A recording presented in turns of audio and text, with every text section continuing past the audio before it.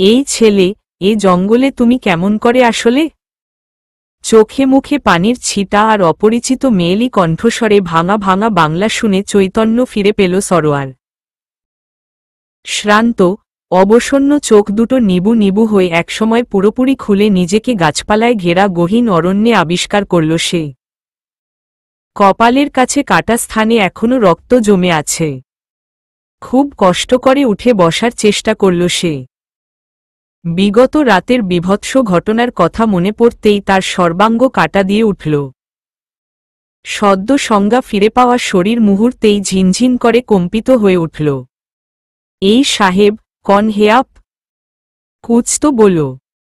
পুনশ্চ মেয়েটার কণ্ঠে চকিত হয়ে ফিরে তাকাল সে। সঙ্গে সঙ্গে তার নিষ্প্রভ, নিস্তেজ চোখ যেন অভ্রভেদী ভাবনায় দীপ্ত হয়ে উঠল।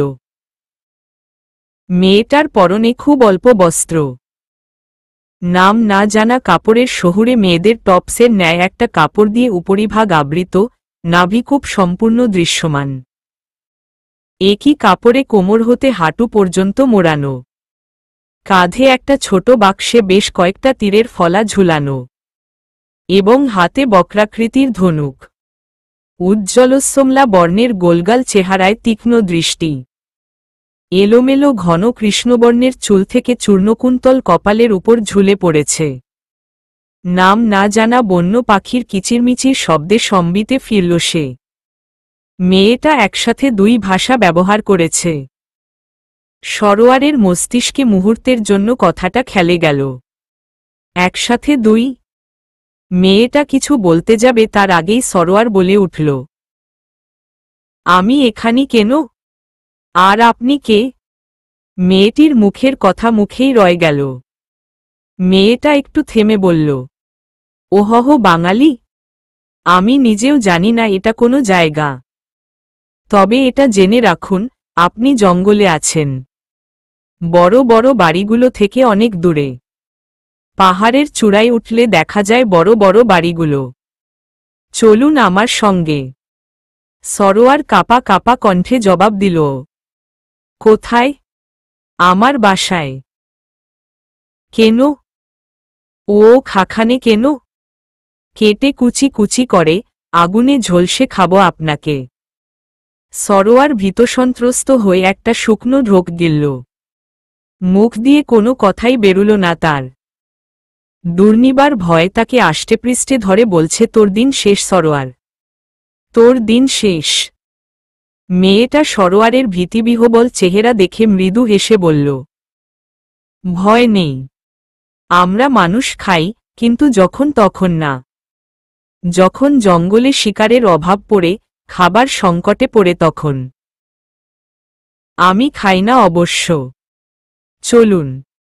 সরোয়ার নিজেকে সংযত করে নিল। তৎক্ষণাৎ মেয়েটার কথা অগ্রাহ্য করে বলল, তার মানে আপনারা জঙ্গলি? হতে পারে, জঙ্গলে থাকি মানেই তো জঙ্গলি। আমার কাপড় চোপড় দেখে তো তাই মনে হয় না। সরোয়ার ডানে বায়ে মাথা নাড়ল। তারপর ধীরে ধীরে মাথা তুলে বলল, কিন্তু আমি তো হাঁটতে পারছি না। আমি কিভাবে যাব আপনার সাথে? ব্যাপার না, আমার কাঁধে করে যাবেন। আপনার কথা শেষ হবার পূর্বেই মেয়েটা দুই হাতে সরোয়ারের পেটে ভর দিয়ে তাকে কাঁধে ঝুলিয়ে দিল। সঙ্গে সঙ্গে তার মেরুদণ্ড যেন মর্মর শব্দ করে চূর্ণ হয়ে গেল। পরক্ষণে বোঝা গেল, না, কিছু হয়নি। এই জঙ্গলিদের যে লাজলজ্জা বলতে কিছু নেই, সেটা মুহূর্তেই হৃদয়ঙ্গম করে ফেলল সরোয়ার। সভ্য জগতের সঙ্গে যাদের কোনো রূপ যোগাযোগই নেই, তাদের কাছে এর থেকে বেশি কিছু আশা করা বোকামি।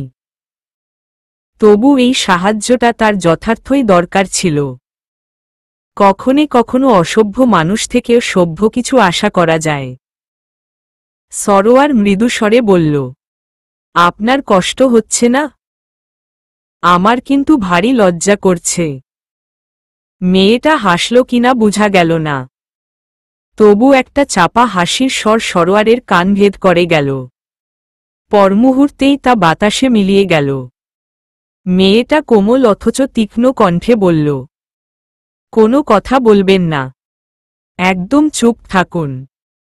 আপনার মতো 10টা ছেলে কাঁধে নিয়ে বয়ে বেড়াবার ক্ষমতা আমার আছে।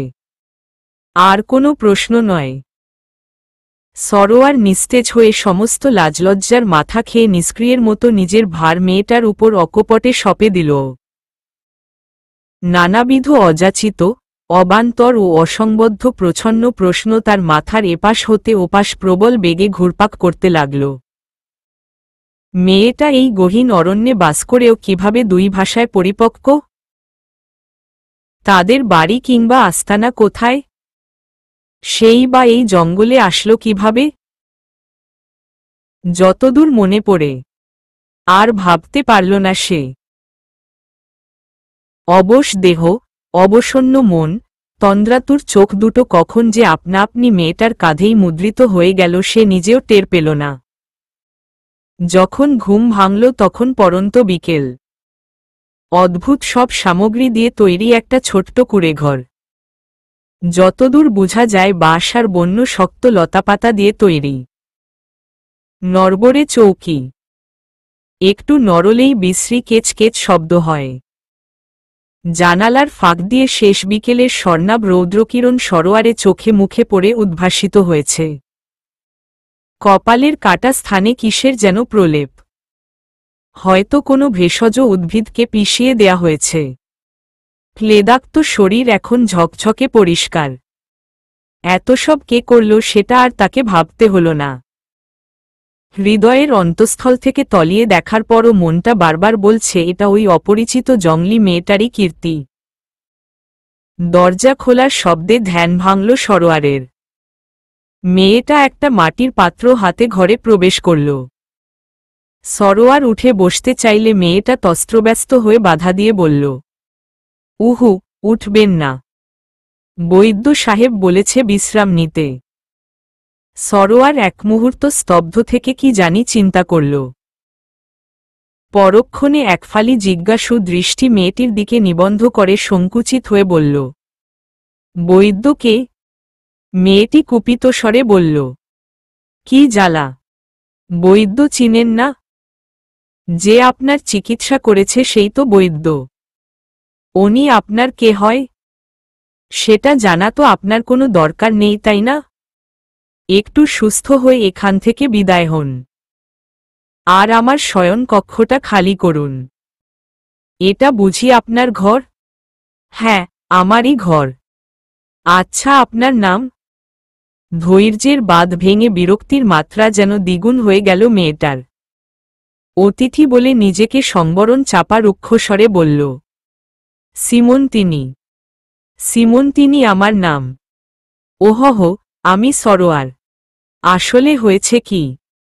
কথাটা শেষ হবার আগেই সিমন্তিনী সঙ্গে করে আনা বাটিটা সরোয়ারের পাশে সশব্দে রেখে বলল, আর কথা বাড়াবেন না, এগুলা খেয়ে নিন। আমি নিজে গিয়ে আপনার জন্য মাছ শিকার করে এনেছি। আগুনে পুড়েছিও নিজের হাতে। নিন, খান। সরোয়ার অকৃত্রিম বিস্ময় অভিভূত হয়ে ওষ্ঠাধর ঈষৎ কুণ্ঠিত করে বলল, আগুনে পোড়া মাছ খাব?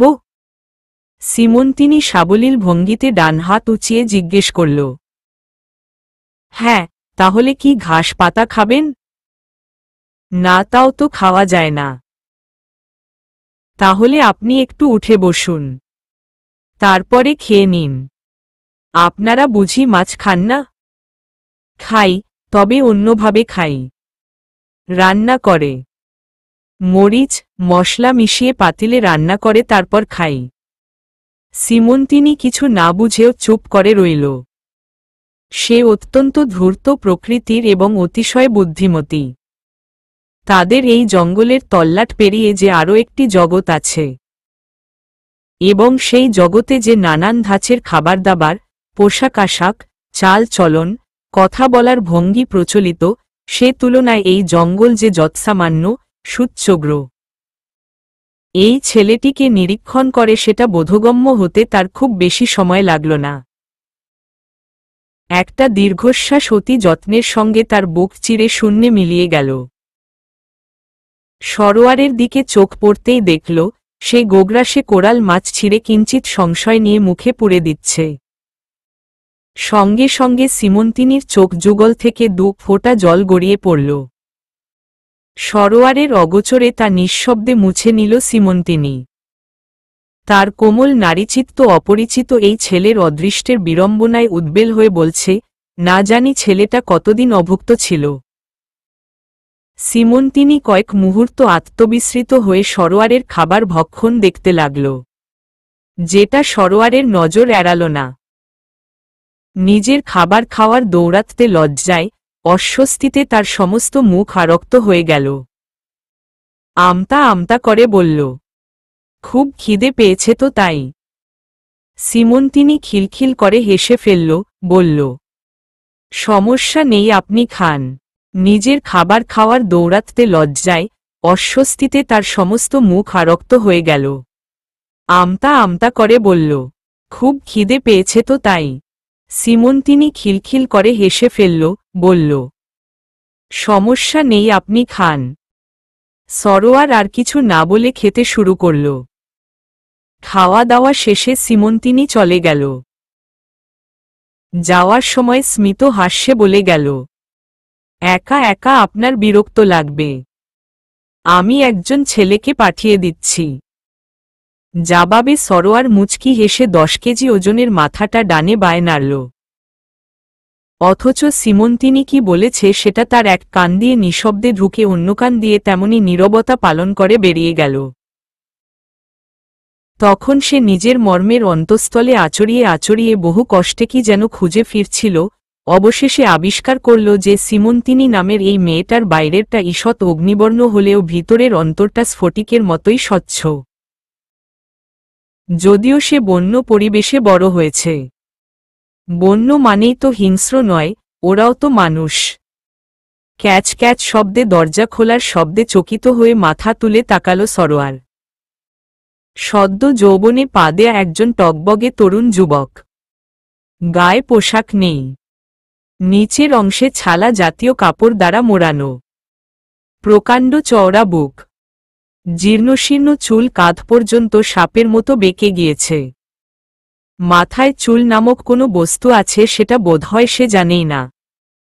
প্রথমটা সরোয়ারের একটু ইতস্তত করলেও তদ্দণ্ডেই আত্মসংবরণ করে নিল সে। ছেলেটি মুচকি হেসে সরোয়ারের পাশে এসে বসল। বলল, এখন কেমন লাগছে? আগের চেয়ে ভালো। আমাকে সীমন্তিনী পাঠিয়েছে তোমার সাথে গল্প করতে, পাছে যদি তোমার একা একা লাগে আর তুমি পালিয়ে যাও। হা হা হা। সরোয়ার নিজের ওষ্ঠাধর ঈষৎ প্রসারিত করে হাসার চেষ্টা করল, কিন্তু কপালের উপর কাটা স্থানের উৎকট যন্ত্রণায় তার হাসিটা নিমিষেই ছায় হয়ে গেল। সরোয়ার জিজ্ঞেস করল, সীমন্তিনী তোমার কি হয়? আর তোমার নাম? আমার নাম কৃষাণ। সীমন্তিনী আমার সহপাঠী হয়, আবার বন্ধুও বলা যায়। একসাথে গুরুমশাই এর কাছে পড়েছি। ছোট থেকেই একসাথে বড় হয়েছি। নিরতিশয় বিস্ময় সরোয়ার স্তম্ভিত হয়ে গেল। কৌতূহল দমন করতে পারল না সে। ব্যগ্রকণ্ঠে বলে উঠল, মানে? এখানে পড়াশোনা কিভাবে হয়? আমার তো বিশ্বাসই হচ্ছে না। সত্যি বলছো তো? হ্যাঁ। মিথ্যা বলতে যাব কোনো দুঃখে? সরোয়ার নিজের নিদারুণ উদ্দীপ্ত, ব্যাকুল, উচ্ছল কণ্ঠে নিজেই লজ্জিত হয়ে পড়ল।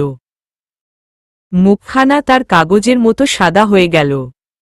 পরিস্থিতি স্বাভাবিক করতে পুনরায় বলল, না মানে, আমি জানতাম যে এরকম জঙ্গলে বনমানুষের বসবাস আছে, কিন্তু এটা জানতাম না যে সেখানে পাঠদানও হয়। এজন্যই এমন চমকে গিয়েছিলাম। বলেই সরোয়ার আর চোখে কৃষাণের দিকে তাকাল। কৃষাণ নির্লিপ্তভাবে বলল, হ্যাঁ, তোমার অবাক হওয়াটাই স্বাভাবিক।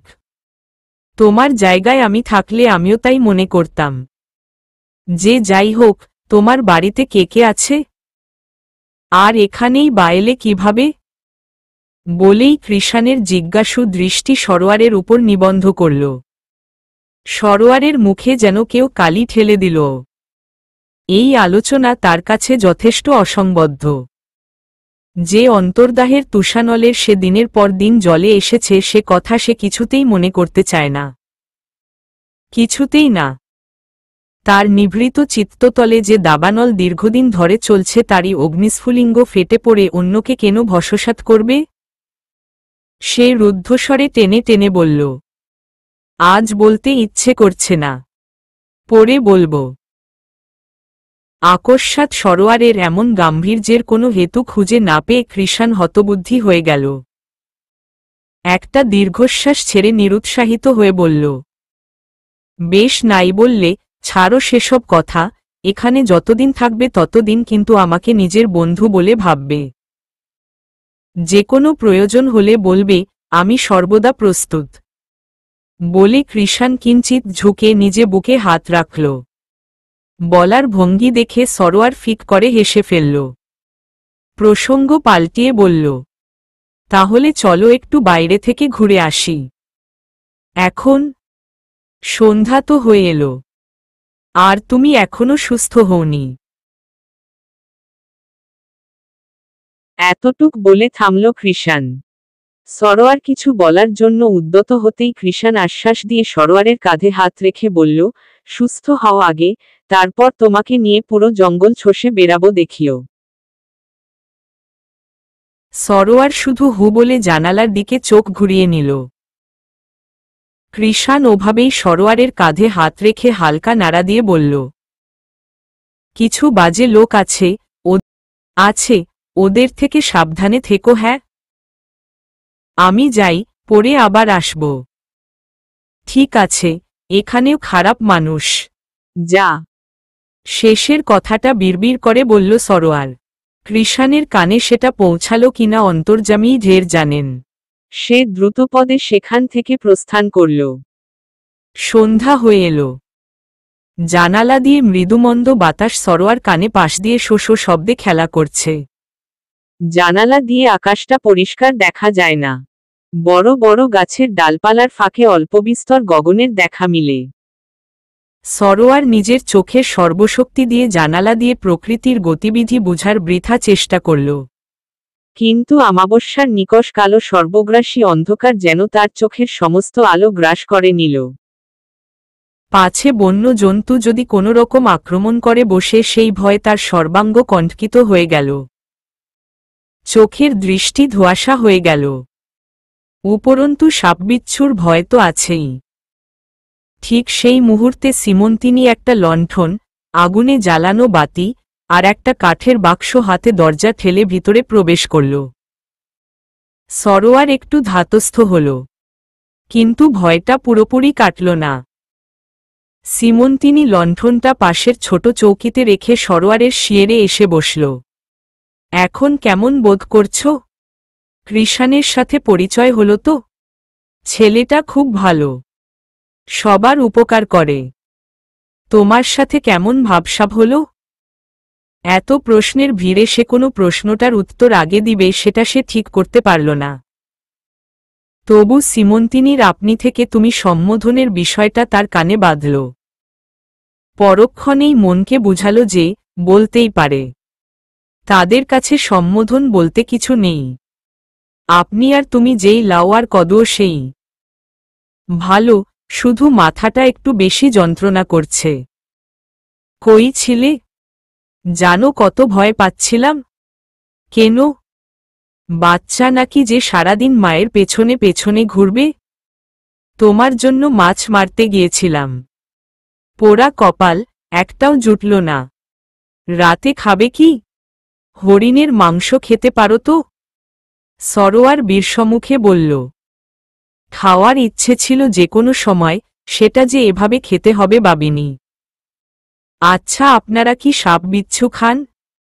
না, ওগুলা কেন খাবো? আপনারা খান নাকি? ছি, ওগুলা কিভাবে খায়? ভাবতেই ঘেন্না লাগে। আসলে আমরা টিভিতে দেখি তো তাই বললাম। টিভি জিনিসটা কি সেটা সীমন্তিনীর জানে না, জানার কথাও না। তথাপি সীমন্তিনী কৃত্রিম বিস্ময় নিয়ে বলল, কি দেখেন টিভিতে? কতগুলো মানুষ বন্য পরিবেশে খাবার না পেয়ে ওই যে সাপ বিছা ওগুলা খায়। সিমন্তিনি এবার সত্যি সত্যিই বিরক্ত হল। দুই চক্ষু বিস্ফারিত করে দৃপ্ত কণ্ঠে বলল, আমাদের কি মানুষ মনে হয় না? নাকি আমরা কখনো অভুক্ত ছিলাম? সিমন্তিনির আকস্মাৎ অগ্নিমূর্তিতে সরোয়ার একেবারে প্রস্তরীভূত হয়ে রইল। মুখ দিয়ে একটি শব্দও বের হল না। তার বাকশক্তি যেন কোনো ঐন্দ্রজালিক মায়া দ্বারা রহিত করা হয়েছে। কেনই বা এই তেজস্বিনী হঠাৎ অগ্নিশর্মা হয়ে গেল? অতিথির প্রতি ক্রোধ বা আস্ফালন প্রকাশের কোনো শিক্ষায় পায়নি সিমন্তিনি। আচানক তার উগ্রতা, নিষ্ফল ক্রোধের দরুন যে নিজেই অনুশোচনার আনলে উত্তরোত্তর দগ্ধ হতে লাগল। পরিস্থিতি স্বাভাবিক করতে সে নিস্তরঙ্গ গলায় বলল, আর একটু সোজা হয়ে বসো। আমি তোমার কপালের পট্টিটা পরিবর্তন করে দিই। সরোয়ার বাধ্য ছেলের মতো সোজা হয়ে বসল। সিমন্তিনি কাঠের বাক্স থেকে কিছু পাতা নিয়ে দুই হাতের তালুতে ঘষে ঘষে রসসিক্ত করে পট্টিটা কপালে লাগিয়ে দিল। কাপড় দিয়ে বাঁধতে বাঁধতে বলল, শুন, আমি একটু রাগী আছি বটে, তবে মেয়েটা খারাপ না কিন্তু। তাই যদি কখনো রাগ করি তাহলে কষ্ট পেও না। কাপড় বাঁধা শেষে একটু পেছনে এসে সরোয়ারের দিকে দৃষ্টিপাত করে বলল, বুঝলে কি বলেছি? সরোয়ার কোনো উত্তর দিল না। তার পুরু ভ্রুয়ের ভাষা নিশ্চল, স্থবির চোখ দুটো স্বপ্নাবিষ্টের ন্যায় মন্ত্রমুগ্ধ হয়ে সিমন্তিনিকে দেখছে। আর অস্ফুট স্বরে বিড়বিড় করে বলছে, সৃষ্টিকর্তার কি অসীম কৃপা। সিমন্তিনি ধীরে ধীরে সরোয়ার কাঁধে হাত দিয়ে নাড়া দিয়ে বলল, এই যে, তুমি ঠিক আছো তো? এমন করে চেয়ে আছো কেন? সিমন্তিনির ডাকে সম্বিতে ফিরল সরোয়ার। তড়িঘড়ি করে বলল, কই না, কিছু না। কপালে পট্টি বেঁধে দিন। সে তো বাধা হয়ে গেছে। আপনি বিমনা হয়ে কি ভাবছেন বলুন তো? সরোয়ার একটু লজ্জা পেল। স্মিত হেসে বলল, ভাবছি না, দেখছিলাম আপনাকে। আপনি এই জঙ্গলে থেকে রূপচর্চা করেন কিভাবে? রূপকে নতুন করে চর্চা করার কি দরকার? জন্ম থেকে যেরকম এখনো সেরকমই আছি। সেটাই তো। আমাদের সভ্য জগতের মানুষেরা কি করে জানেন? কি? নিজের রূপযৌবন ধরে রাখতে দিনরাত পরিশ্রম করে। নানবিধ সামগ্রী মুখের উপর দিয়ে নিজেদের পরিবেশনা করে। কি বিশ্রী ব্যাপার, তাই না? সিমন্তিনি কি জানি ভেবে ঠোঁট বাঁকিয়ে বলল, আসলেই। জঙ্গলের প্রতিটি কাকপক্ষীও হয়তোবা জানে অপরিচিত এক সাহেবের আগমনের কথা। কি তার আগমনের হেতু? কে তাকে এখানে রক্তাক্ত করে রেখে গেল? হাজারো প্রশ্নের উত্তর জানতে সবাই উন্মুখ। শুধুমাত্র উত্তরদাতাই বিমুখ। কদাচিত বিমুখতা তাদের ভেতরে পালিত অনাদৃত কষ্টকেই নির্দেশ করে সহজে প্রকাশের অযোগ্য। আজ জঙ্গলে থমথমে গুমোট আবহাওয়া। জানা অজানা বিশাল বিশাল বৃক্ষের একটা পাতাও নড়ছে না। যৎসামান্য এ তল্লাটের প্রত্যেকটা ধূলিকণা যেন পুরো পৃথিবীর সাথে অভিমান করে মুখ বাঁকিয়ে বসে আছে। নড়েও না চড়েও না, এমন অবস্থা। সিমন্তিনির শুশ্রূষায় সরোয়ার এখন কিছুটা সুস্থ। ধরতে গেলে পুরোটাই সুস্থ। সভ্য জগতের কিছুই যেন তাকে টানছে না। আবার মাঝে মাঝে চেনা শহরের অচেনা মানুষগুলোর জন্য মনটা হু হু করে কেঁদে ওঠে। সে কি দোটানায় পড়ল? ফিরে যাবে সভ্য জগতে? নাকি আজীবন বৈরাগ্য সাধন করবে এই নিরেট, নিস্তব্ধ জঙ্গলে? এরই মধ্যে সরোয়ার এক বিষম কাণ্ড ঘটিয়ে বসল। ভোরে যখন সিমন্তিনি সরোয়ারকে খাবার নিয়ে ডাকতে গেল তখনই ঘটল লঙ্কা কাণ্ড, যেটার জন্য উভয়ের কেউই প্রস্তুত ছিল না। যেই মাত্র সিমন্তিনি সরোয়ারকে ডাকার জন্য পাশে ঘেঁষল তখনই ঘুমের ঘোরে সরোয়ার, উষা, মাই কিউট সুইটহার্ট বলে সিমন্তিনিকে জড়িয়ে ধরল। ঘটনার আকস্মিকতায় সিমন্তিনি বিচলিত হয়ে যতই ছাড়াবার চেষ্টা করে সরোয়ার ততই গাঢ় করে তাকে চেপে ধরে রাখে। ক্রোধে, দুঃখে, অপমানে সে ক্ষিপ্তবৎ চিৎকার করে উঠল, সমস্যা কি আপনার? সঙ্গে সঙ্গে সরোয়ার ধরফরিয়ে উঠে বসল। দুই হাতের তালুতে চোখ ঘষে তাকাতেই সিমন্তিনির অগ্নিবৎ চোখ দুটো তার উপর পতিত হল। প্রচণ্ড রাগে ঠোঁট দুটো কাঁপছে সিমন্তিনির। চোখ অস্বাভাবিক অগ্নিবর্ণ। কম্পিত ঠোঁট দুটো মুখের ভিতর চেপে ফুসফুস করতে করতে দ্রুতপদে চলে গেল সে। সরোয়ার শুধু বিহবলের ন্যায় চেয়ে রইল। আগাগোড়া কিছুই তার বোধগম্য হল না। শুধু আবছা মনে পড়ছে সে শক্ত করে আলিঙ্গন করছে। এরপর সরোয়ার আর ভাবতে পারল না। বুকের ভিতরটা ধরাস করে কেঁপে উঠল। তার অন্তরাত্মা টিকটিক করে তাকে আসন্ন বিপদের সংকেত দিচ্ছে। কি থেকে কি হয়ে গেল? যদি সে গিয়ে সবাইকে বলে দেয়? এই ভয় সে ওভাবেই বেশ কিছুক্ষণ স্তম্ভিত হয়ে বসে রইল। একটু পরে পুনরায় সিমন্তিনি ফিরে আসল। স্বাভাবিকভাবেই বলল, এখনো ওভাবে বসে আছো যে? ওঠো, খেয়ে নাও। সিমন্তিনির নিষ্কণ্টক, সাবলীল কণ্ঠে সরোয়ার চকিত হয়ে মাথা তুলল। ভয়জড়িত গলায় অপরাধীর মতো করে বলল, আমাকে ক্ষমা করো সীমা। আমি ঘুমের ঘোরে ছিলাম, ইচ্ছে করে করিনি। আমার মনে হয় তোমাকে সব বলার সময় এসে গেছে। আজ তোমাকে সব বলবো। সিমন্তিনি একটা দীর্ঘশ্বাস ফেলে বলল, সেটা আমি বুঝেছি। আমার জায়গায় অন্য কেউ হলে এতক্ষণে বর্ষাঘাতে তোমার শরীর ক্ষতবিক্ষত হয়ে যেত। আমরা বন্য মানুষ হই আর যাই হই আত্মসম্মানবোধটা আছে। শুধু সে জাকগে, কি নামে ডাকলে আমায়? ভালো লাগল। সীমা। সিমন্তিনি কঠিন নাম, তাই কেটে ছেটে সীমা করে দিয়েছি। আচ্ছা, এখন খেয়ে নাও, আমি কৃষাণকে নিয়ে আসি। তারপর একসাথে বাইরে বের হব, তারপর তোমার কাহিনী শুনব। ঠিক আছে? আমি তো ভাবতেই পারিনি ব্যাপারটা এত তাড়াতাড়ি মীমাংসা হবে। ক্ষমা এখনো করিনি। খাবার সময় আর কথা বললে আবার বিচার শুরু হবে। আমাদের গুরুমশায় কি বলতেন জানো? খাবার সময় পৃথিবী উল্টে যাক তবুও কথা বলা যাবে না। আর আমার বেলায় ঠিক তার উল্টো। খাবার সময় আড্ডাটায় ভালো জমে।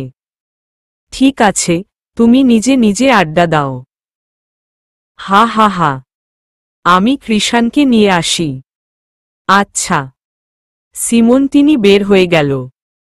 সরোয়ার খাবারের বাটিটা টেনে কাছে আনল। অজানা কোনো প্রাণীর আগুনে ঝলসানো মাংস। হালকা ধোয়ার সাথে সদ্য পোড়া গন্ধ। পোড়া জিনিস আগেও অনেক খেয়েছে সরোয়ার। তবে সেটা ছাত্রজীবনে বন্ধুদের সাথে এক্সপেরিমেন্ট করার জন্য।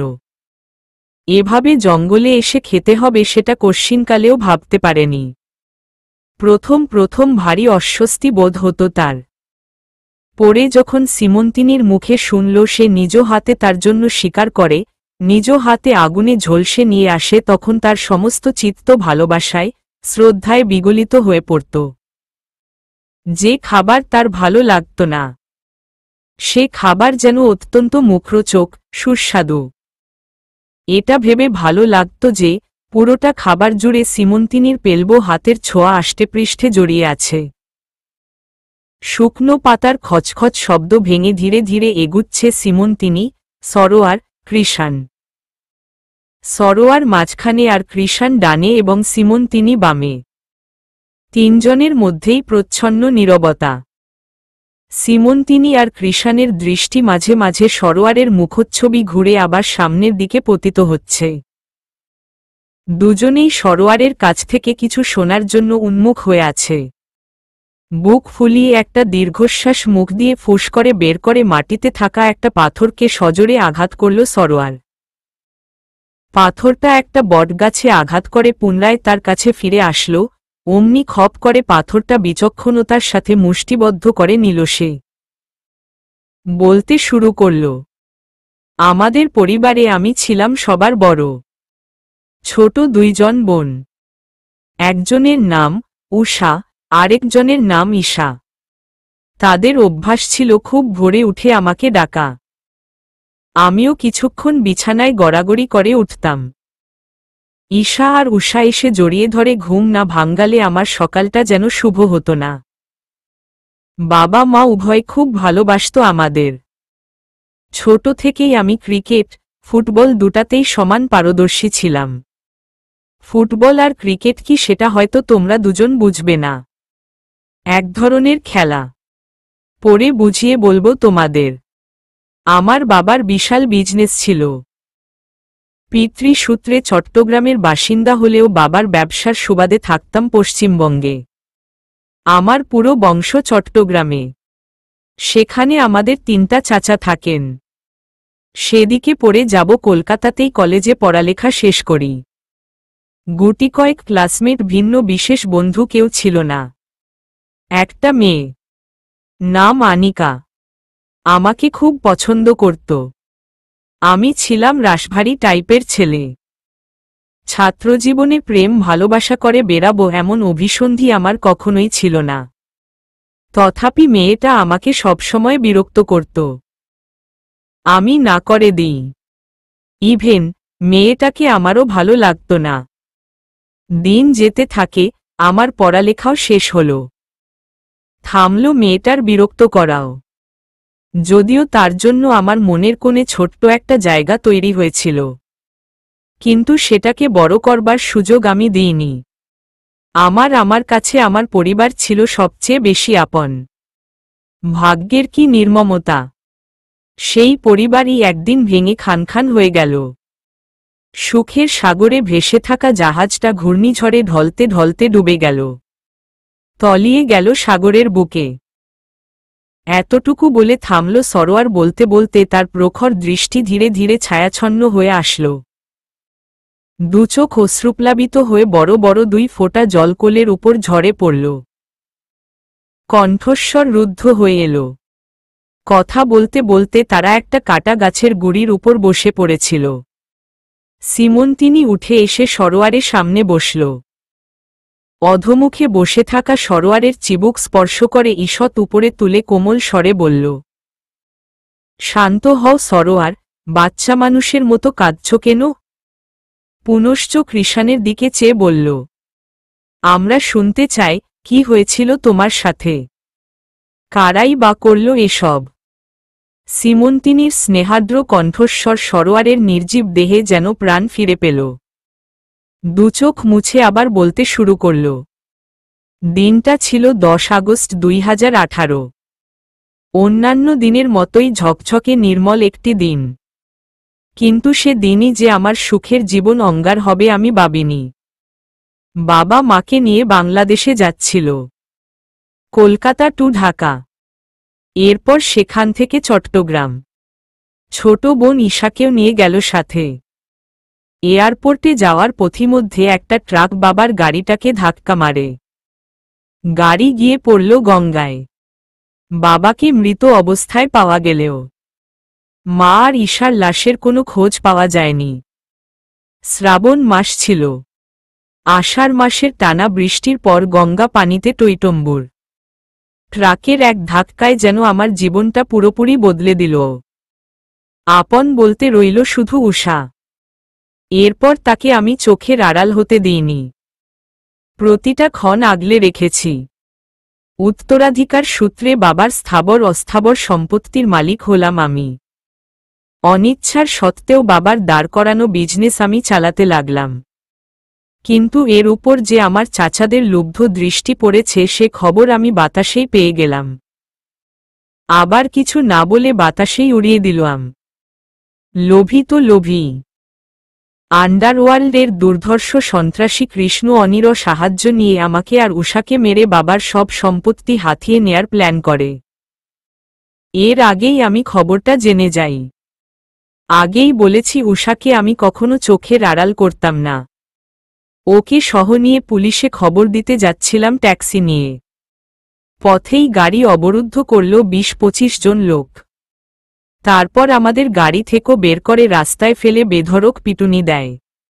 এরপর আমার আর কিছু মনে নেই। চোখ খুলেই তোমাকে দেখলাম, আর তুমি আমাকে তোমার সাথে নিয়ে এলে। সব শুনে কৃষাণ আর সীমন্তিনী চুপ করে রইল। সীমন্তিনীর চোখ ভিজে আসল। একটা দীর্ঘশ্বাস মোচন করে সরোয়ারকে সান্ত্বনা দেওয়ার জায়গাটুকুও বোধহয় খুঁজে পেল না। সীমন্তিনীর বারবার মনে হতে লাগল এ যেন অপার্থিব ঘটনা, সম্পূর্ণ কাল্পনিক। নশ্বর পৃথিবীতে স্বার্থের জন্য মানুষ এত কিছু করতে পারে সেটা জঙ্গলের কোমলচিত্তের মনুষ্য জাতিদের অবিদিত ছিল না। সরোয়ার মুখ তুলল, চোখ মুছে আর্দ্রকণ্ঠে মৃদু মৃদু বলল, উষাকে খুঁজতে যেতে হবে, না হয় আমি ওই অভিশপ্ত সভ্য জগতে যেতাম না। সীমন্তিনী বলে উঠল, কিন্তু ওকে কোথায় পাবে এখন? কিছুই তো তুমি জানো না। জানি না, তবে আমাকে পেতেই হবে। ওই একমাত্র আপন আমার। জানি না বোনটি কোথায় আছে, কিভাবে আছে, কেমন আছে বলে আকাশ পানে তাকালো সরোয়ার। আকাশে খণ্ড খণ্ড সাদা তুলার মতো মেঘ ভেসে বেড়াচ্ছে। মুহূর্তের জন্য তার মনে হল গগনের কোনো অনির্দেশ্য কোণ থেকে মায়াবী শক্তি ভর্ৎসনা করে বলছে, নিজ অধিকার আদায় সোচ্চার হও, মুড়ের মতো ভিন্ন পথ অন্বেষণ করো না। সরোয়ারের আপাদমস্তক কেঁপে উঠল, যা কৃষাণ আর সীমন্তিনীর নজর এড়াল না।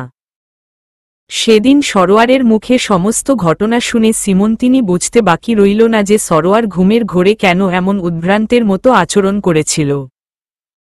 মূলত উষা যে তার বোন।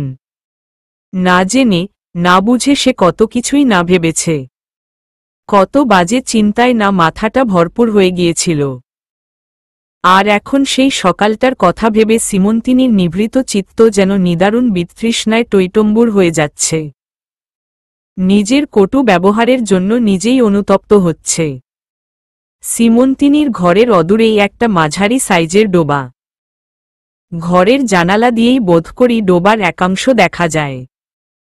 ডোবার পাড়ে শত বছরের পুরোনা হৃষ্টপুষ্ট বিশাল আকৃতির একটা বটগাছ। গাছের ডালপালা ডোবার উপর ঝুলে পড়েছে। যেমনটা মানুষ বুড়ো হলে বয়সের ভারে কুঁজো হয়ে যায়। সীমন্তিনী বটগাছের একটা চিকন ডালের উপর বসে নিচের দিকে পা ঝুলিয়ে দিয়ে অতি তৃপ্তির সাথে মাল্টা জাতীয় কোনো ফল খাচ্ছে। ফলের গায়ে ছিদ্র করে চেপে চেপে রস বের করে উপরের দিকে ধরে মুখ অজগর সাপের ন্যায় বিশাল হা করে চুকচুক করে রস গিলছে। জানালা দিয়ে বকের মতো মাথা বের করে এই দৃশ্য মন্ত্রমুগ্ধ হয়ে একদৃষ্টিতে দেখছে সরোয়ার। আর মনের অজান্তেই সারা অন্তঃকরণে দৃশ্যটি আলোড়িত করে ক্ষণে ক্ষণে ঠোঁটের দুকোণে দুর্বোধ্য হাসির রেখা ফুটে উঠছে। পরক্ষণেই আবার শশব্যস্ত হয়ে মাথা বের করে পুনরায় সে দৃশ্য দেখছে। এ যেন অত্যন্ত বিচক্ষণতার সাথে কোনো গুণী শিল্পী বাস্তব জীবনের কোনো দৃশ্যপট এঁকে দিয়ে গেছেন। হ্যাঁ, এই একমাত্র সৃষ্টিকর্তার কারসাজি। আকস্মাৎ সীমন্তিনীর চোখ গেল জানালার দিকে। সরোয়ারের এমন নিষ্পলক চাহনি তার সম্পূর্ণ অপরিচিত। মনের মধ্যে কি জানি আঁকিবুকি করে আচমকা তার চোখ মুখ রাঙ্গা হয়ে উঠল। তর্জনী এবং মধ্যমা আঙুল এক করে ইশারায় বেরিয়ে আসতে বলল সরোয়ারকে। সরোয়ার মুচকি হেসে জানালা থেকে সরে দাঁড়াল। মিনিট দুই পরে বটগাছের কাছে এসে অভিযোগের সুরে বলল, একা একা খাচ্ছ? জানালা দিয়ে যে একজন চেয়ে আছে সেদিকে খেয়াল নেই না? পেট খারাপ করবে দেখিও।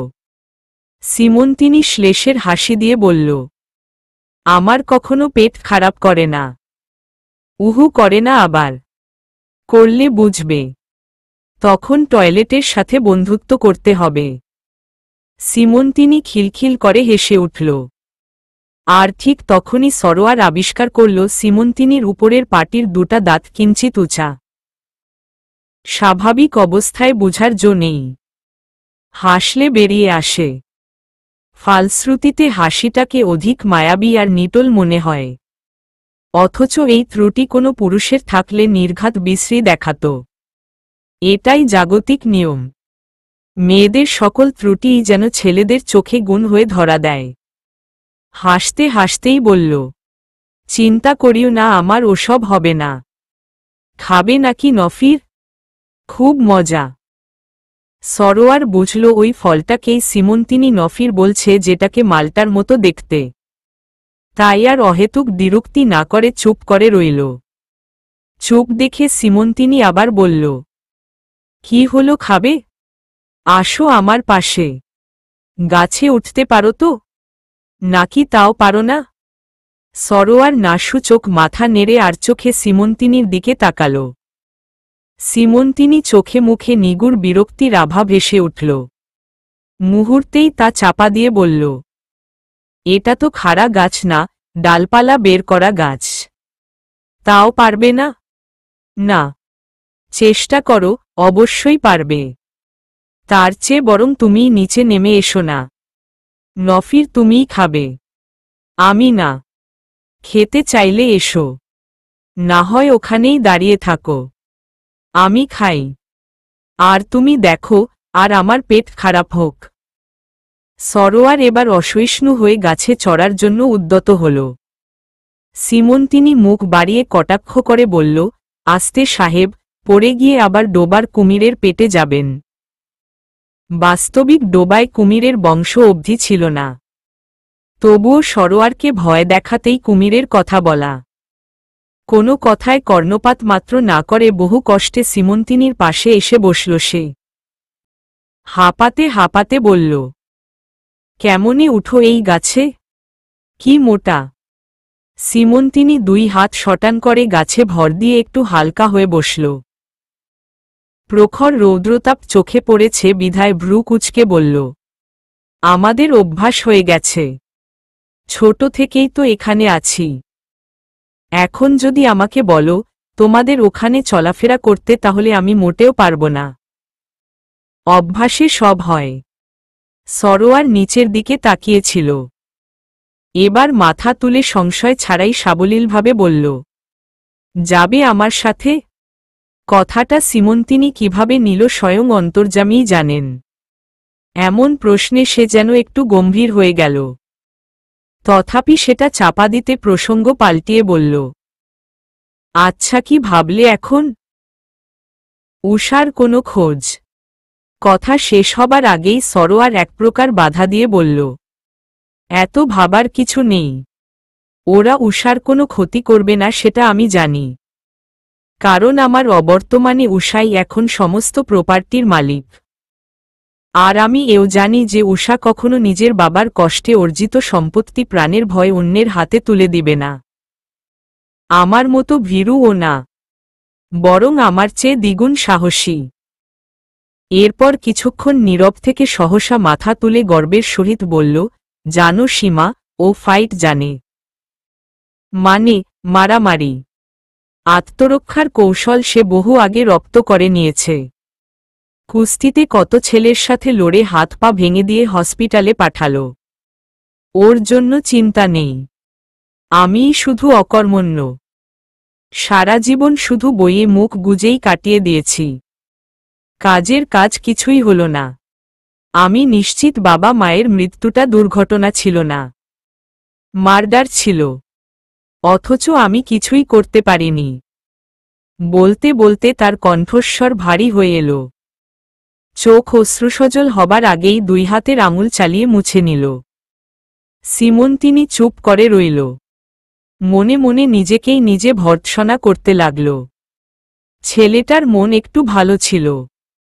এই প্রসঙ্গ তোলার তো কোনো দরকার ছিল না। কোনো সান্ত্বনার বাক্য যেন তার মুখ দিয়ে নিঃসৃত হচ্ছে না। অসার জিহ্বা যেন নির্জীব উচাটনে তিরতির করে কাঁপছে। যথাসম্ভব স্নিগ্ধকণ্ঠে সিমন্তিনি বলল, সরোয়ার। সরোয়ার ত্রস্ত হয়ে সিমন্তিনির দিকে তাকাল।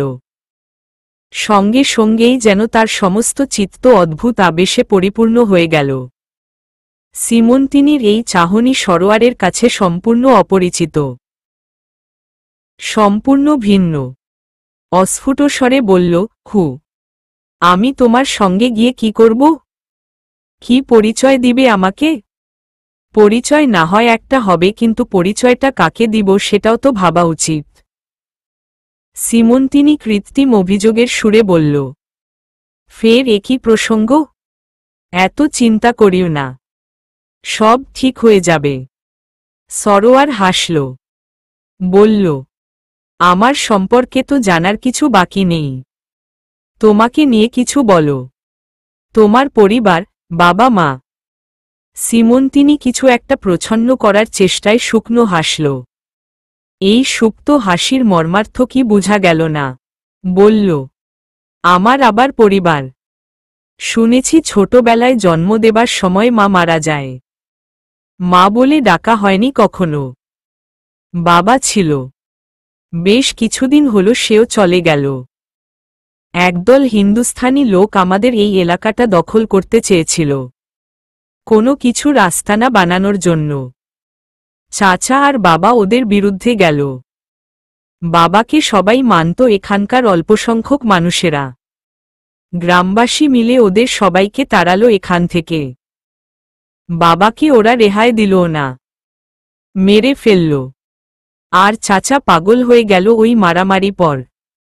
তখন আমি অনেক ছোট, সবকিছু না বুঝলেও কিছু কিছু বুঝতাম।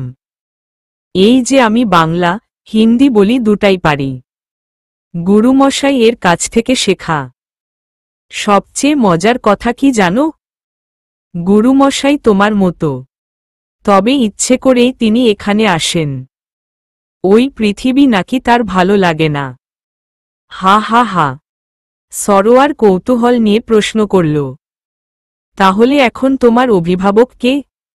বিয়ে টিয়ে করবে না নাকি? সিমন্তিনি আকাশের দিকে তাকিয়ে দুই হাত প্রসারিত করে বলল, উচ্চকণ্ঠে বলল, কেউ না। আমি এখন মুক্ত পাখির মতো।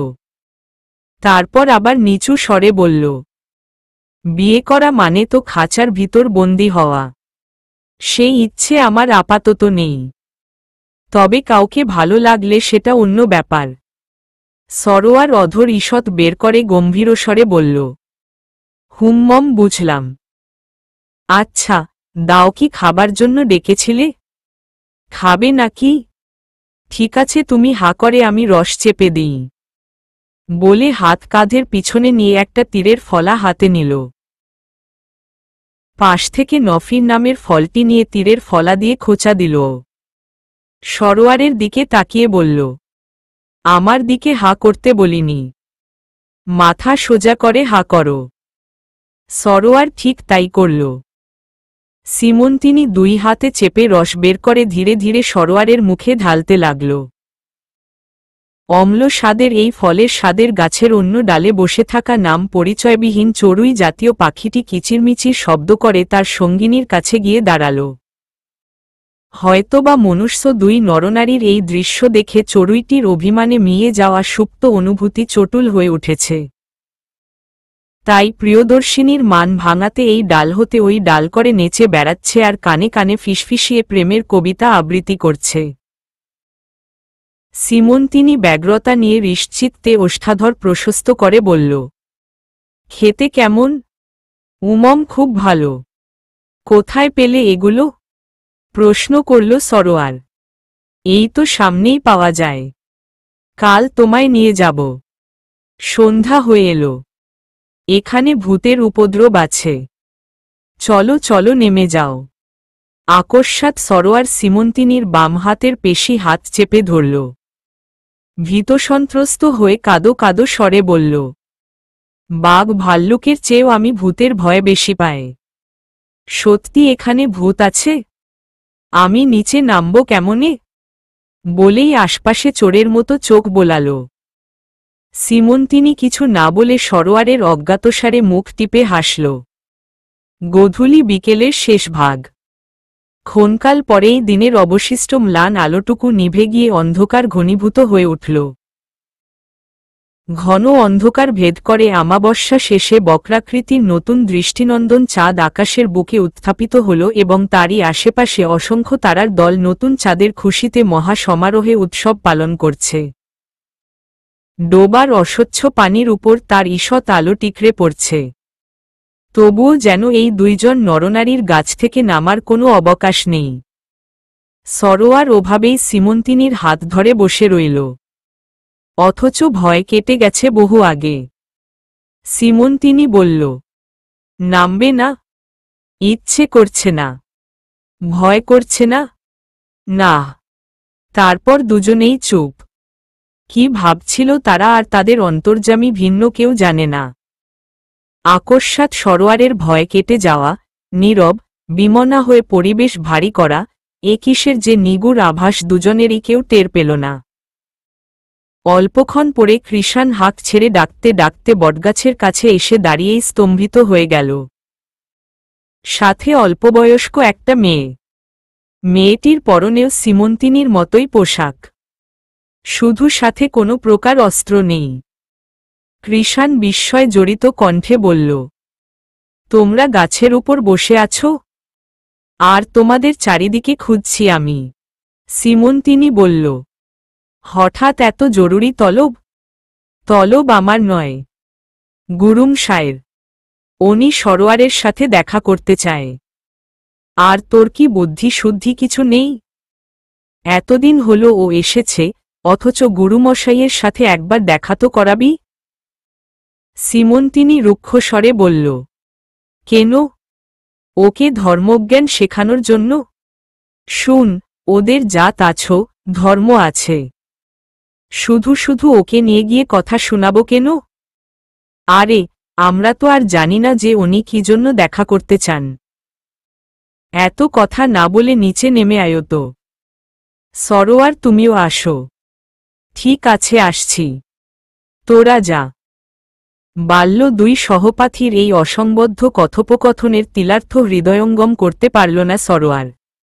বিশ্বব্রহ্মাণ্ডে এমনও কিছু আছে যা না বুঝেও মাথা নেড়ে সায় দিয়ে বলতে হয় যে বুঝেছি। অহেতুক কথার মারপ্যাচে পড়ে নিজের মাথা নিজে খেয়ে পাগল বনে যাওয়ার কোনো মানে হয় না। নিজের সৃষ্ট এই নীতি মেনেই কিছু না বুঝেও তথাপি বুঝার ভান করে চুপ করে গাছ থেকে নিষ্কণ্টকভাবে নেমে আসল। কৃষাণের আর মেয়েটি চলে গেল। সরোয়ার জিজ্ঞাসার সুরে বলল, কৃষাণের সাথে মেয়েটা কে সীমা? এই প্রশ্নে সীমন্তিনী রহস্যের হাসি দিয়ে বলল, এ হল জবিলি, কৃষাণের বাগদত্তা। ছোট থেকেই তো দুজনের প্রেম দেখে বড় হচ্ছি। হা হা হা। এরপর একটু নীরব থেকে হঠাৎ অন্যমনস্ক হয়ে বলল, ভালো মানাবে না দুজনকে? হ্যাঁ, তাই তো দেখলাম। ওদের বিয়েটা খেয়ে যেতে পারলে মন্দ হতো না। হা হা হা। সীমন্তিনী কিছু বলল না দেখে সরোয়ার তার মুখের দিকে তাকিয়ে বিস্ময়ের সুরে বলল, ও মা, তোমার মুখটা বাংলা পাঁচের মতো করলে কেন? তোমার কোনো বাগদত্তা নেই বলে মন খারাপ করছো নাকি? আরে চিন্তা করো না, দেখবে লাল টুকটুকে বর এসে তোমাকে বিয়ে করে নেবে। সীমন্তিনীর চোখ মুখ আরক্ত হয়ে গেল। সরোয়ারের কথার প্রত্যুত্তরে কিছু না বলে শুধুমাত্র এক অগ্নিদৃষ্টি নিক্ষেপ করে তদ্দণ্ডেই চোখ ফিরিয়ে নিল। সেই দৃষ্টিতেই বোধ করি চোখের সমস্ত ভাষা পড়ে ফেলা যায়, লিখা যায় মহাকাব্য।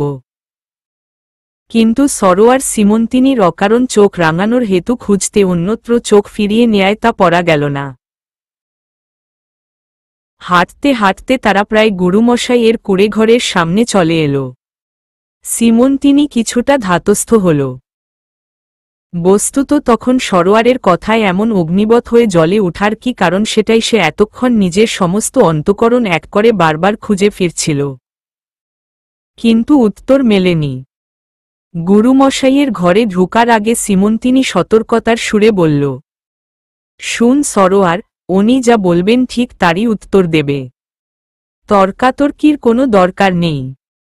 বুঝতে পেরেছ? উনি কিন্তু হিন্দু। আর এখানের লোকদেরও হিন্দু করার চেষ্টা করছে। যদিও আমরা কোনো ধর্মকর্ম মানি না, তবুও তোমার নিজ ধর্মের বিশ্বাসে যাতে কোনো ফাটল না ধরে। মনে থাকবে? হুমমম থাকবে। দরজায় করাঘাত করতেই গুরুমশাই দরজা খুলে দিয়ে হাসি মুখে মাটিতে মাদুর বিছানো জায়গায় বসতে বললেন। সরোয়ার একবার আপাদমস্তক দর্শন করে নিল গুরুমশাইকে। পরনে হিন্দুদের পাদ্রীর ন্যায় একটি হলুদ চাদর, গলায় গুনে গুনে 4টি মালা, মাথায় একরত্তি চুলের চিহ্ন পর্যন্ত নেই, প্রকাণ্ড কপাল সামনে বের হয়ে আছে, ঘরভর্তি করা ধূপের গন্ধ, ডান হাতে একটি জ্বলন্ত চুরুট, মাঝে মাঝে মসিকৃষ্ণ 2 ঠোঁটের ফাঁকে চুরুট বসিয়ে অদ্ভুত শব্দে একটা টান দিয়ে মুখ দিয়ে ধোঁয়া বের না করে ধীরে ধীরে নাক দিয়ে বের করছেন। অবাধ্য ধোঁয়া কুণ্ডলী পাকিয়ে বাতাসের সাথে উড়ে যেতে যেতে ঘন থেকে মন্দীভূত হয়ে আসছে। দেখেই বেশ বোঝা যায় তিনি যে কোনো কারণে সভ্য জগতের মায়া ত্যাগ করে এই বৈরাগ্য সাধন করছেন। বসতে না বসতেই তিনি সরোয়ারের উদ্দেশ্যে প্রশ্ন করলেন, তুমি কলকাতা থেকে এসেছ? হ্যাঁ, আমি কলকাতায় থাকি, কিন্তু বাড়ি বাংলাদেশের চট্টগ্রাম। তিনি পুনরায় একটা টান দিয়ে ধোঁয়া ছাড়তে ছাড়তে বললেন, কৃষ্ণ অনিকে চিনো? আন্ডারওয়ার্ল্ডের দুর্ধর্ষ সন্ত্রাসী? নিশ্চয়ই চিনো, আমি ওর গ্যাংয়ের সদস্য ছিলাম। এখানে আসার গল্পটা বড় হলেও তোমাকে সংক্ষেপে বলবো। ভাবছ তোমাকেই বা কেন বলবো? আসলে এখানে গত 24 বছর ধরে আছি, বলার মতো উপযুক্ত কাউকে পাইনি, তোমাকেই যোগ্য মনে হল। কৃষ্ণ অনির নাম শুনে সরোয়ারের চোখ ছানাবড়া হয়ে গেল। বিস্ময় বিস্ফারিত চোখে টেনে টেনে বলল, আপনি ওকে চিনেন? হ্যাঁ চিনি, সদস্য ছিলাম ওর দলের।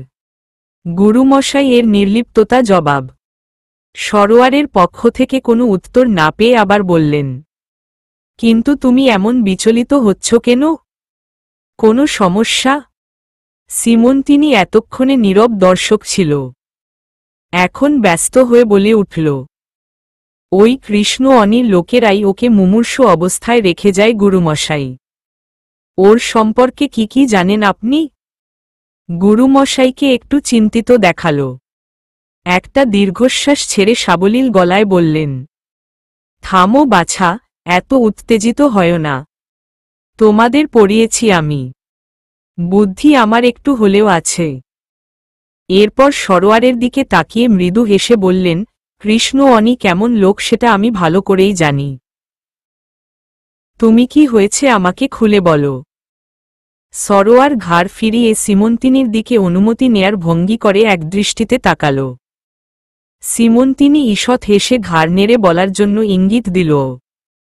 দৃশ্যটি গুরুমশাইয়ের নজর এড়াল না। অনেকটা বিদ্রূপ করার মতো করে বললেন, সিমন্তিনী, ইতিমধ্যে ছেলেটাকেও বশ করে ফেলেছ দেখছি। হা হা হা, ভালো, খুব ভালো। বলেই তিনি ঘর ফাটিয়ে হো হো করে হাসতে লাগলেন। কোনো উত্তর খুঁজে না পেয়ে সিমন্তিনী নিদারুণ লজ্জায় সংকুচিত হয়ে অধোবদনে বসে রইল। তার বলতে ইচ্ছে করল, বশ করতে তো মন্ত্র লাগে, আমি তো ওসব জানি না। কিন্তু তার অসার গলা দিয়ে কোনো স্বর ফুটল না। সেদিকে দৃকপাত মাত্র না করে গুরুমশাই সরোয়ারকে বললেন, বলো বাছা, কি হয়েছিল? সরোয়ার গলা খাকারি দিয়ে আস্তে আস্তে বলতে শুরু করল এবং একে একে সমস্ত ঘটনা পুঙ্খানুপুঙ্খভাবে পুনরায় বিবৃতি করল। সব শুনে গুরুমশাই স্তব্ধ হয়ে বসে রইলেন। চোখ যুগল বন্ধ করে সবার অজ্ঞাতসারে কান পেতে নিজের হৃদয়ের নৈরাশ্যের সুর হৃদয়ঙ্গম করার চেষ্টা করছেন। 24 বছর আগের সেই মর্মস্পর্শী কাহিনী আকস্মাৎ তার সারা অন্তঃকরণ যেন নতুন করে হাপিত্যেশ করছে। চোখ খুলে তিনি ক্ষীণস্বরে বললেন, যাওয়ার আগে দেখা করিও একবার। আর শুন, কৃষ্ণ অনি শুধু তোমার সর্বনাশ করেনি, আমারও করেছে। আমার পুরো পরিবার ধ্বংস করেছে ও। আমি তোমাকে সাহায্য করব। এখন তোমরা যাও। সরোয়ারের কিছু বুঝতে বাকি রইল না। কেন এই হাপিত্যেশ, কেন এই আশ্চর্য গাম্ভীর্য? গুরুমশাইয়ের মনের ভাবটা বুঝতে পেরে আর কথা বাড়াল না সে। দুজনেই দ্রুতপদে বেরিয়ে এল। আর তিনি নির্নিমেষ চোখে তাদের চলে যাওয়া পানে একদৃষ্টিতে নিষ্পলক চাহনিতে তাকিয়ে রইলেন। গুরুমশাইয়ের ঘর থেকে বাড়ির পথে হাঁটতে হাঁটতে বাসায় ফিরছে সরোয়ার আর সিমন্তিনি। দুজনেই নীরব। পায়ের নিচের শুকনো পাতার মর্মর আওয়াজ আর মাঝে মাঝে বন্য শৃগালের হুঙ্কার। অন্য সময় সরোয়ারের কাছে শুকনো পাতার শব্দটা বিরক্তির কারণ হয়ে দাঁড়াত, কিন্তু আজ ইচ্ছে করেই একটু বেশি শব্দ করে বন্য পথ মারিয়ে বাসার দিকে এগুচ্ছে। হঠাৎ তার মনে হল, আমি যদি সিমন্তিনির ঘরে থাকি তাহলে ও কোথায় থাকে? এতদিন তো ভাবেনি। নিজের আত্মবিস্মৃতিতে নিজেই যারপরনাই মুগ্ধ হচ্ছে সে। আপনজনদের হারানোর মাতম শেষ না হতেই দুভাইবোনের উপর এতবড় শোচনীয় ঘটনা ঘটে গেল। এর নিমিত্তেই কি এমন অযাচিত বিস্মৃতি? মনের কথা মুখে উচ্চারণ করে নীরবতার বাঁধ ভাঙ্গাল সরোয়ার। আচ্ছা সীমা, আমি তো তোমার ঘরে ঘুমোই। তুমি কোথায় ঘুমো? সিমন্তিনি মুখ নিচু করে হাঁটছিল।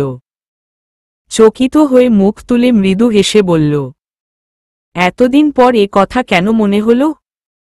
এমনি, বলো না। বাইরে, ঘরের দরজার সামনে মাদুর বিছিয়ে। মানে, কি বলো? তোমার ভেতরের ঘরেই তো আরেকটা রুম আছে, ওখানেও তো থাকতে পারো।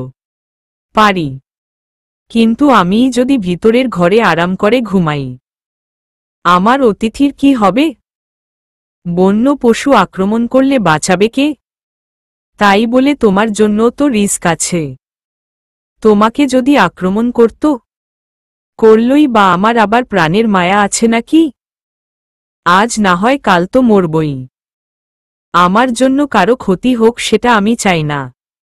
তো আমি কালই চলে যাব, না হয় পরশু। একটা স্পেচ নিয়ে গুরুমশাইয়ের সাথে দেখা করব, সব বুঝে নিয়ে রওনা দিব। তোমাকেও আর কষ্ট পেয়ে বাইরে ঘুমাতে হবে না। একটা অজানা ব্যথায় সিমন্তিনির দুই চোখ ছলছল করে উঠল। উদ্গত অশ্রু সরোয়ারের অগোচরে মুছে নিল সে। মৃদুমন্দ চাঁদের আলোতে সরোয়ার সেটা দেখতে পেল না। সে বলেই চলেছে, তোমাদের অনেক কষ্ট দিয়েছি, আর দিব না। শুনেছি জঙ্গলের পশ্চিম দিকে মাইল 4 হাঁটলে একটা রাস্তা পাওয়া যায়। সেই রাস্তা দিয়ে মাঝে মধ্যে গাড়ি ঘোড়ার চলাচল আছে। কথা কি সত্যি? সিমন্তিনি অশ্মীভূত হয়ে রইল, কোনো জবাব দিল না। পাছে যদি তার অশ্রুরুদ্ধ ভারী কণ্ঠস্বর সরোয়ারের কাছে ধরা পড়ে যায়? সাড়া না পেয়ে সরোয়ার জিজ্ঞাসার সুরে বলল, কি হলো সীমা? চুপচাপ যে? কোনো কারণে মন খারাপ? নাকি এখনো নিজের কোনো বাগদত্তা নেই বলে মন খারাপ করে আছো? বলেই সরোয়ার হো হো করে হেসে উঠল। হাঁটতে হাঁটতে তারা ঘরের কাছে চলে এসেছিল। সিমন্তিনি এবার আর নিজেকে সংযত করতে পারল না। দুই হাতে মুখ চেপে হাতের ধনুকটা সেখানেই ফেলে ঘরের ভিতর ঢুকে দরজা বন্ধ করে দিল। সেই হাসিতে বোধহয় ভয় পেয়ে কিংবা অভিমানে ঝিঝি পোকার ডাক বন্ধ হয়ে গেল। পরক্ষণেই আবার শুরু হল। ঘটনার আকস্মিকতায় সরোয়ার স্তিমিত চোখে স্বপ্নাবিষ্টের ন্যায় ওখানেই দাঁড়িয়ে রইল। পুরো ব্যাপারটা তার কাছে ঘোলাটে লাগছে। মনে হচ্ছে ঘোর স্বপ্নে আবিষ্ট হয়ে এমন ভুলভাল দেখছে। একটু পরে সিমন্তিনি স্বাভাবিকভাবে দরজা খুলল। সরোয়ারের দিকে তাকিয়ে বলল, এখনো ওখানে দাঁড়িয়ে যে? খাবার দিয়েছি, খেয়ে শুয়ে পড়ো। সরোয়ার শুধু বলল, আসছি। ঘরে গিয়ে সরোয়ার ছোট্ট একটা ধাক্কা খেল। সিমন্তিনির নড়বড়ে খাটের পাশে বিছানা পাতানো, আর সেখানে সিমন্তিনি বাচ্চাদের মতো জড়সড় হয়ে চোখ বুজে শুয়ে আছে। দেখেই বোঝা যাচ্ছে ঘুমায়নি এখনো। তারই পাশে টেবিলে খাবার রাখা, হরিণের মাংস। সরোয়ার খাটে বসতে বসতে বলল, তুমি খেয়েছ সীমা? সিমন্তিনি নিমিলিত চোখেই জবাবা দিল, আমি খাব না। তুমি খেয়ে চুপচাপ শুয়ে পড়ো। তুমি তো ভিতরের ঘরে শুতে পারো। এভাবে মাটিতে বিছানা করে। কথা শেষ হবার আগেই সিমন্তিনি ধরাস করে উঠে বসে বলল, এতদিন ঘুমিয়েছিলাম বাইরে, তখনও মাটিতে বিছানা করেছিলাম। এখন তোমার এত দরদ উথলে পড়ছে কেন? কিন্তু একঘরে। হ্যাঁ, একঘরে তো কি? তুমি তো আর আমার কাছে আসছ না, আমিও তোমার কাছে যাচ্ছি না। ওখানেই শুয়ে থাকবে, নিচে নামার চেষ্টা করলেও খবর আছে। প্রস্রাবের ডাক আসলেও না। এরপর খাবারের দিকে দেখিয়ে দিয়ে বলল, খেয়ে নাও। বলেই আবার ধপাস করে শুয়ে পড়ল। চলবে।